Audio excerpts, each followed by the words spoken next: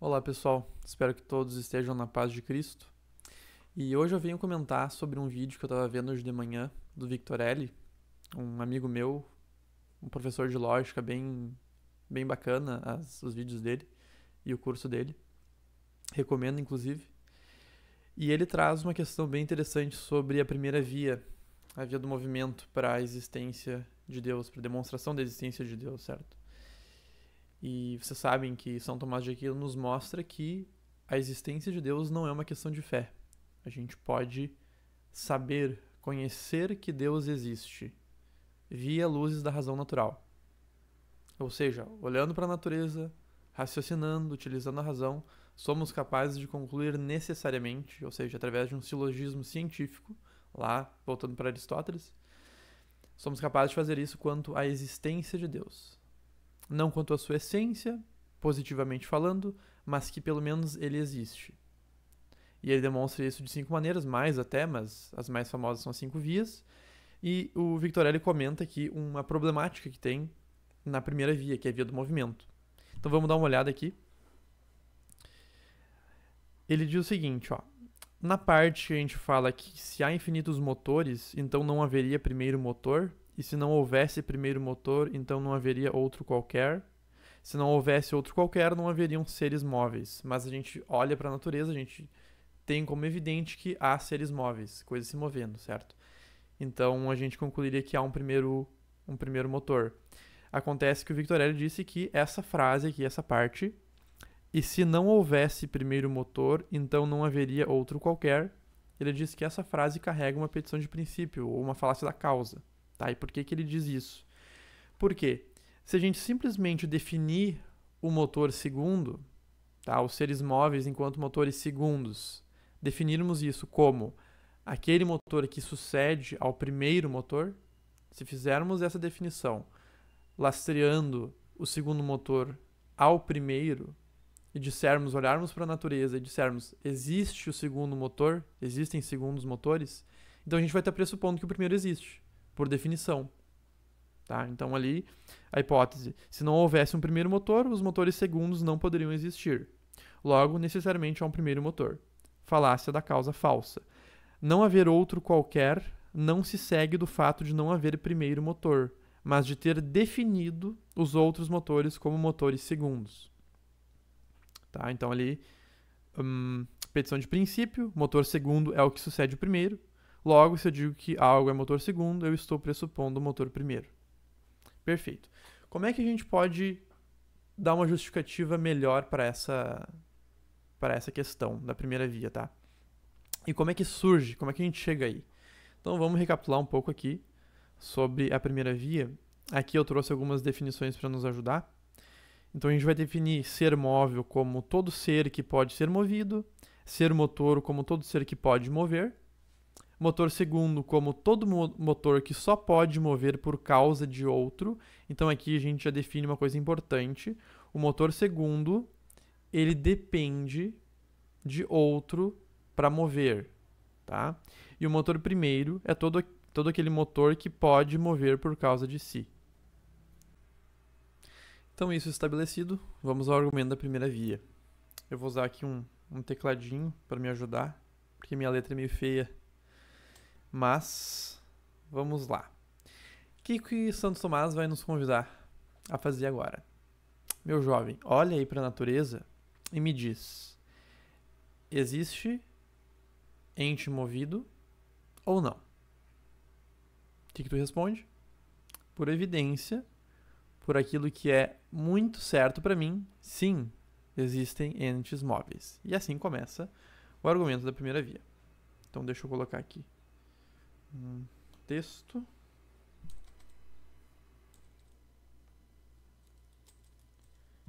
Primeira proposição: existe ente movido. Ou ser movido, vamos ficar por aqui. Existe ser movido. Ok? Agora, São Tomás de Aquino vai sacar da sua bagagem intelectual uma proposição axiomática verdadeira necessária que pode ser provada e precisa ser provada, mas eu não vou fazer aqui. Eu vou considerar ela como verdadeira, que é a proposição: tudo aquilo que é movido por outro. Basicamente isso. Tudo aquilo que é movido por outro.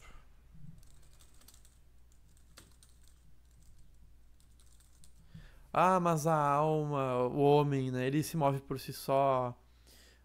Um motor de um carro, etc. Tu pode imaginar 1 milhão de exemplos aqui para tentar ir contra essa afirmação, mas essa afirmação ela é provada, eu não vou fazer aqui porque não é o intuito desse vídeo, ela é provada como verdadeira necessariamente, tá?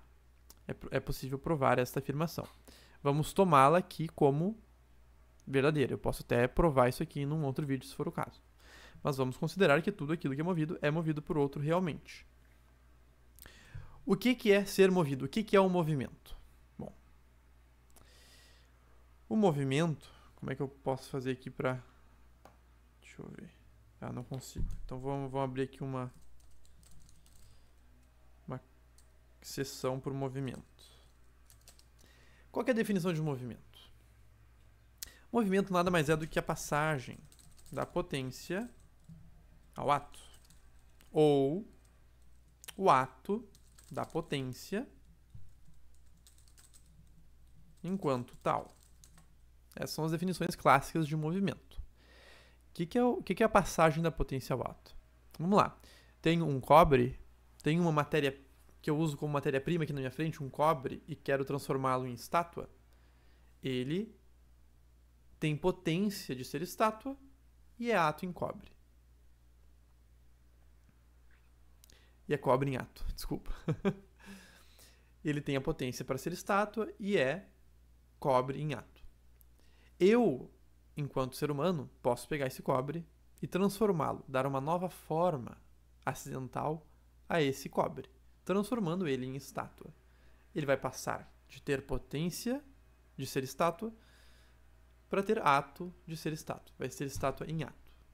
Enquanto eu estou trabalhando com esse cobre, enquanto eu estou dando ato a essa potência, enquanto eu tenho um ato da potência enquanto tal, enquanto potência, eu tenho um movimento. Terminei. Chegamos no meu fim planejado para esse movimento, que era ter uma estátua. Chegamos nesta forma de estátua. Encerra o movimento. Isso é movimento. Existem 6 tipos de movimento em Aristóteles. O primeiro tipo de movimento é a geração. O que é geração? Quando um coelho nasce. O coelho nasceu, o nome que se dá para esse movimento é a geração. Existe também a corrupção. O coelho morreu. É uma corrupção. Tá? Tudo bem, aí a gente pode falar sobre a geração substancial, certo e tal, mas vamos ficar por aqui. Existe também a alteração. Por exemplo, minha filha sempre sonhou em ter um coelho azul, tá? Mas o coelho é branco. Eu vou lá e pinto ele de alguma maneira que não prejudique o animal, óbvio, né? Não vamos aqui agredir os animais. Mas ele, se ele for pintado de azul, o coelho que é branco, ele foi alterado. Essa é uma alteração, né? Ele vai adquirir uma nova forma acidental. Existe também o movimento local. Por exemplo, o coelho correu do ponto A ao ponto B. Isso é um movimento local, é o movimento lá do movimento retilíneo uniforme. Existe também o crescimento. Por exemplo, o coelho comeu e engordou, cresceu. Existe a diminuição. Por exemplo, o coelho não comeu e emagreceu, diminuiu. Pronto. Esses são os 6 tipos de movimento em Aristóteles e, claro, eles estão em 4 classes, né? Geração e corrupção estão na mesma classe. Crescimento e diminuição estão na mesma classe. São 4 classes de movimento. Bom, agora sabemos o que é movimento e os tipos dele, tá? Então a gente pode, de fato, dizer sim, existe ser movido, né, seres que estão em movimento, e tudo aquilo que é movido por outro. Se isto é verdade, então São Tomás vai dizer que o outro, que é motor do movido, ou é movido ou não. Por quê? Porque entre o ser movido e aquele que o move, existe uma relação de que aquele que o move é motor deste que é movido. Por que motor? Porque opõe em movimento, transmite, causa o movimento do movido. Por quê? Vamos complementar mais uma questão aqui do movimento. Tá? O movimento precisa de 3 coisas para que ele aconteça. Vamos pegar o exemplo do cobre mais uma vez. O cobre ele precisa ter potência de ser estátua para que ocorra o movimento de passar o cobre a ser uma estátua, né? Dar este movimento para ele. É necessário que ele tenha potência para este fim, para esta forma. É necessário também que ele tenha a carência, que ele não tenha ainda esta forma, este ato de que ele pode se transformar. É preciso que ele careça dessa forma. E, muito importante, é necessário um ato. Um ato que transmita esta forma, este ato, esta perfeição a este ser que tem potência de ser aquilo. Então é preciso que alguém, um outro, atue, seja ato, opere com este cobre para que ele passe a ser estátua. Se tem um cobre que não é estátua, mas tem potência de ser estátua, e nunca nenhum ato opera com este cobre para transformá-lo em estátua, o cobre nunca será estátua, porque do nada nada vem. Certo? Então é necessário esse ato que serve como causa deste movimento, causa necessária. Se não há o ato, não há o movimento. Vamos ter isso aqui como... Vou colocar aqui princípios do movimento. Pois bem, o outro então, que é motor do movido, ou ele é movido, por sua vez, ou ele não é. Se não for movido, temos o motor imóvel, que é o que queremos demonstrar, que existe um motor imóvel. Ok? Se ele for, então podemos ou prosseguir ao infinito nesta sequência ordenada. Por que é uma sequência ordenada? Porque é uma sequência de causas. Se eu tirar uma causa anterior, eu não tenho o efeito posterior. Então, se ele for movido, então podemos prosseguir ao infinito nessa sequência ordenada ou não. Se não prosseguirmos ao infinito, então teremos que parar em um primeiro motor imóvel. E aí temos a demonstração, tá? Mas não é possível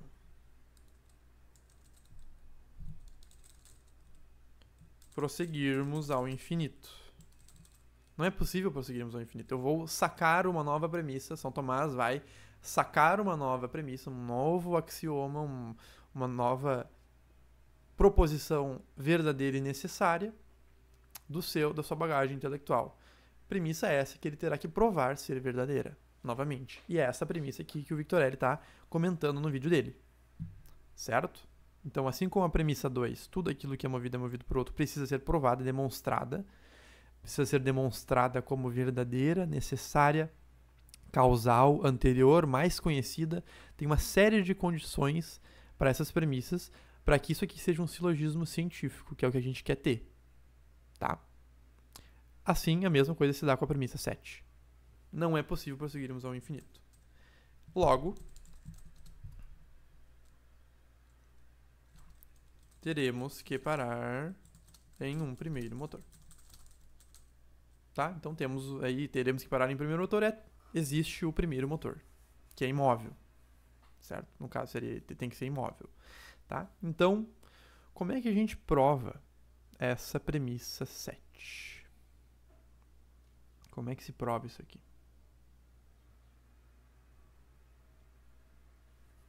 Vamos pensar um pouco. Vamos fazer uns desenhos aqui agora. Vamos lá. Olhamos para a natureza e vimos aqui o nosso ser movido. Nosso ser movido. Ele é um ser movido móvel ou imóvel? A gente já sabe que quando a gente olha, né, para a natureza, a gente está vendo um ser movido móvel. Tá? Por que móvel? Porque ele não é o imóvel. Algo movido não pode ser imóvel. Por óbvio. Tá? Para que aconteça o movimento, o que a gente precisa? A gente precisa da potência, a gente precisa da carência, mas a gente precisa de algo muito importante também, que é o ato. Aqui temos... Opa! O movimento, que a gente vai batizar de movimento. Vamos dizer que esse ser movido aqui, ele é o ser movido fim, porque ele é o último da nossa sequência. Então, esse movimento aqui, a gente vai estar dizendo que é o movimento fim. A pergunta que a gente tem que responder é, esse ato aqui, quem causa esse ato aqui é esse SM fim? O ser movido fim é causa deste ato, deste movimento? Não. Se ele não é causa do ato, que causa o movimento, vamos colocar aqui a pergunta. SM fim é causa de... SM fim é causa de M fim? E a gente é obrigado a responder que não. Ele depende de um outro. Então aqui não encontramos em SM fim, não encontramos em SM fim a razão suficiente da nossa sequência ordenada de movidos. Não encontramos a causa suficiente desta sequência. Preciso recorrer, dado o fato de SM fim existir, dado o fato desse ser movido existir, preciso recorrer a um ser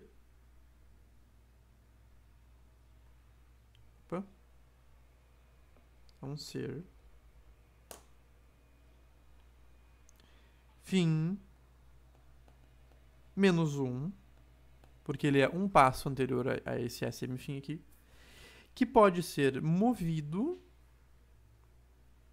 ou não. Essa é uma pergunta interessante, que a gente já respondeu, certo? Só que agora a gente vai querer provar por absurdo que não é possível prosseguirmos ao infinito. Como é que se faz isso? Vamos dizer aqui que... Opa, não estou conseguindo digitar aqui. Vamos dizer aqui que... Deixa eu dar um enter aqui.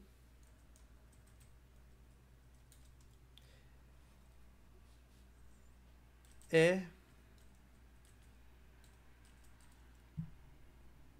possível prosseguirmos ao infinito.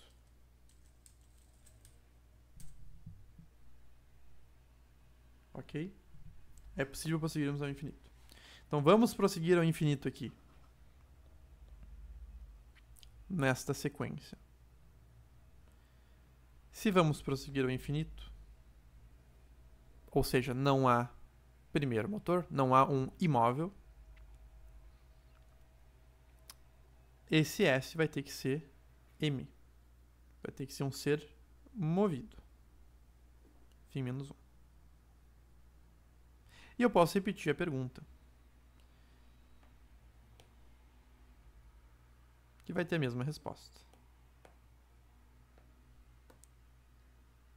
Vou botar menorzinho aqui, vocês já sabem o que é.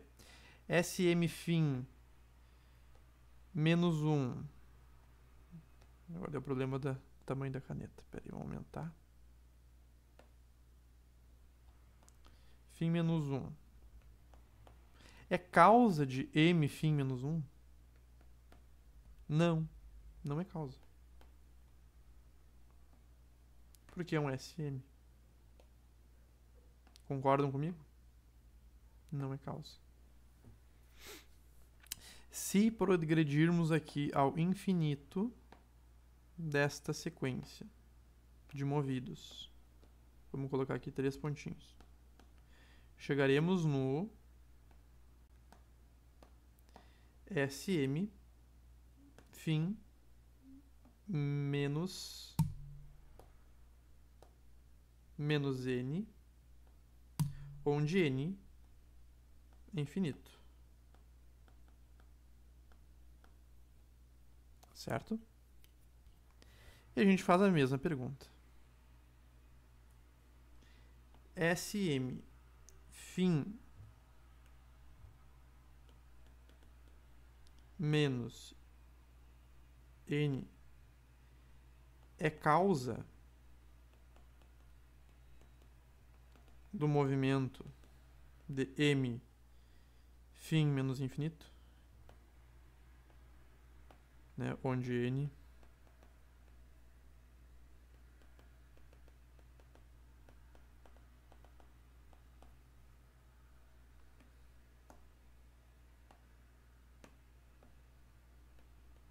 e a resposta é não.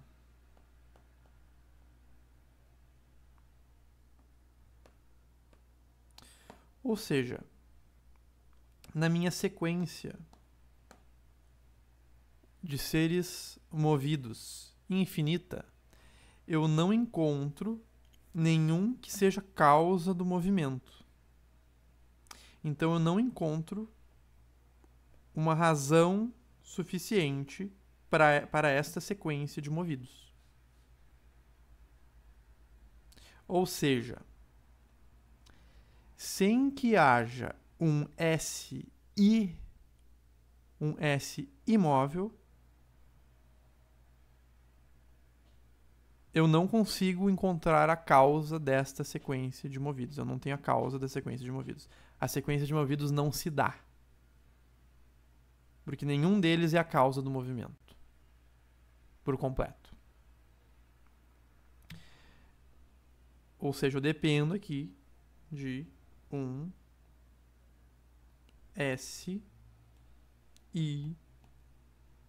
que seja a causa. E aí não vai ser infinita essa sequência, porque esse SI seria o primeiro. Que diga SI é causa do movimento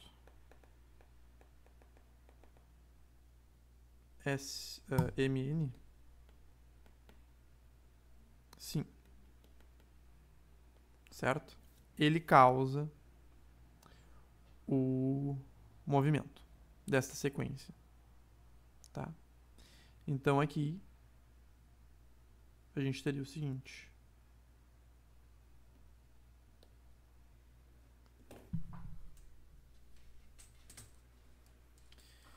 Mas se seguirmos ao infinito, não há um SI, um ser imóvel, que cause o movimento SMN, né, o movimento N. O último. Nessa sequência infinita, o MN. Tá? Quando N é infinito.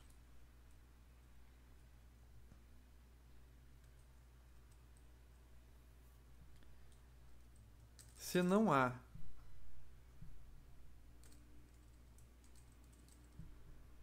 causa do movimento,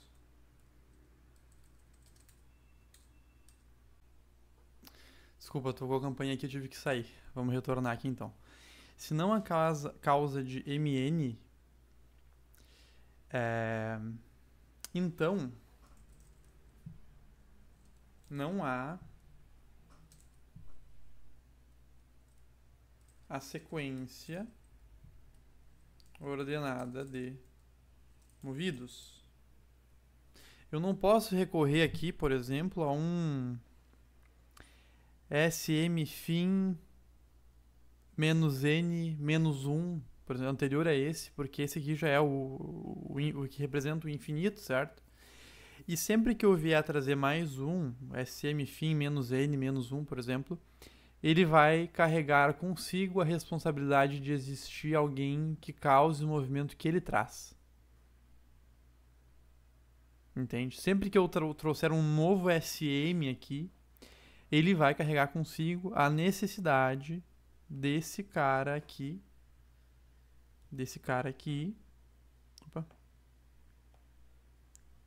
que vai pressupor o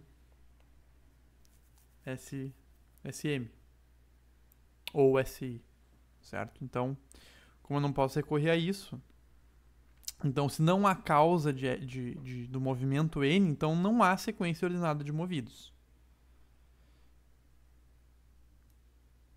Agora vem a chave matadora aqui, que é a sequência ordenada de movidos. Logo, a causa para o Mn. Logo, a SI, ser imóvel. Certo? Então, esse é o argumento que eu apresento. É claro que isso aqui não está formalizado. Até convido o Victorelli, se ele concordar com esse argumento, a tentar formalizar isso aqui bonitinho. Mas eu acredito que essa prova aqui seja suficiente, carregue evidência o suficiente para mostrar que é necessário que haja um ser imóvel para que exista uma sequência de seres movidos. Tá? Me faz parecer, acredito que isso aqui seja suficiente para demonstrar essa evidência, tá? Que nós somos capazes de captar pela razão. Ok? Espero que tenha ajudado, tá? E dúvidas, comentários serão sempre bem-vindos, tá? Então todos fiquem bem. Até mais.